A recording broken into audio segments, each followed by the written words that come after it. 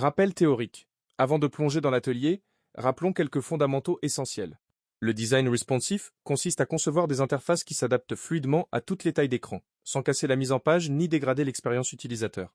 Flexbox est votre outil principal pour orchestrer l'alignement et la distribution d'éléments dans un conteneur, sur un axe principal, row ou column. La propriété FlexDirection contrôle cet axe. FlexWrap gère le passage à la ligne et les propriétés AlignItems Justify Content pilotent l'alignement sur les deux axes. Le mental model clé à retenir. Pensez toujours en termes de conteneur et d'enfants. Le conteneur Flexbox distribue l'espace disponible. Les enfants s'y adaptent. Combinez ensuite les Media Queries CSS pour modifier le comportement Flexbox selon les breakpoints. Typiquement, mobile inférieur à 768px, tablette 768024px, desktop supérieur à 1024px.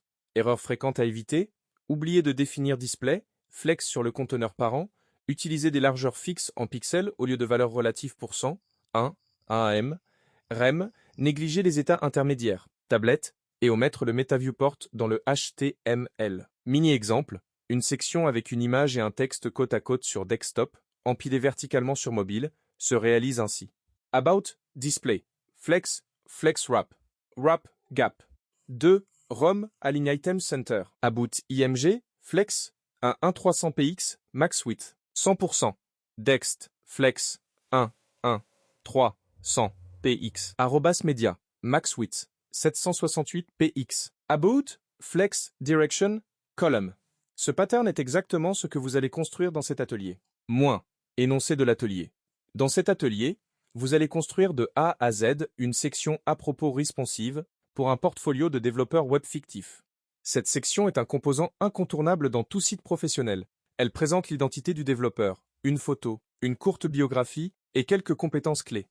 L'objectif est de rendre ce composant visuellement cohérent sur mobile, tablette et desktop en utilisant exclusivement Flexbox et les Media Queries CSS3. Vous devez concevoir une section HTML/CSS autonome, réutilisable et bien structurée. Le composant doit comporter une image de profil. Vous pouvez utiliser une image placeholder via pixom.photo ou uiavatar.com. Un bloc de texte contenant un titre, H2, un paragraphe de biographie, au moins 80 mots et une liste de 4 à 6 compétences affichées sous forme de tag ou de badge visuel. Ces éléments doivent être disposés côte à côte sur desktop, image à gauche, texte à droite, puis empilés verticalement sur mobile, image centrée en haut, texte en dessous. Étape à suivre. Commencez par créer un fichier index.html et un fichier style.css, liés entre eux. Mettez en place la structure HTML sémantique de la section. Utilisez les balises section, article, figure ou div selon votre logique. Veillez à inclure le MetaViewport dans le head. Ensuite, appliquez les styles Flexbox sur le conteneur principal de la section. Définissez la disposition en row pour les écrans larges, avec un espacement, gap, cohérent entre l'image et le bloc texte. L'image doit occuper environ 35 à 40% de la largeur, le texte le reste.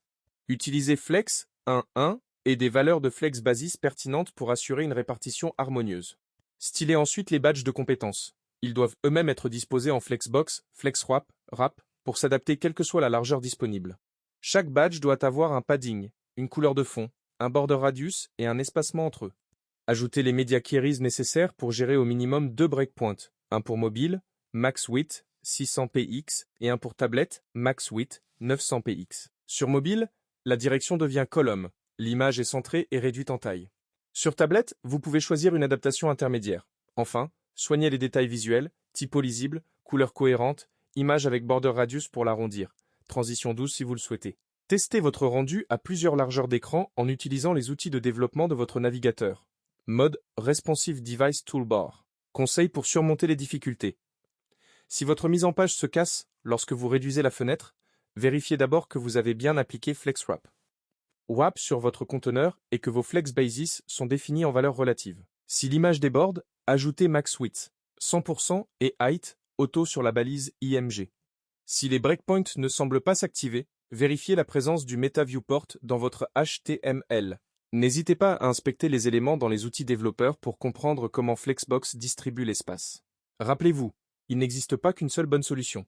Ce qui compte, c'est que le rendu soit fonctionnel, cohérent sur les différents formats d'écran et que votre code soit propre et lisible.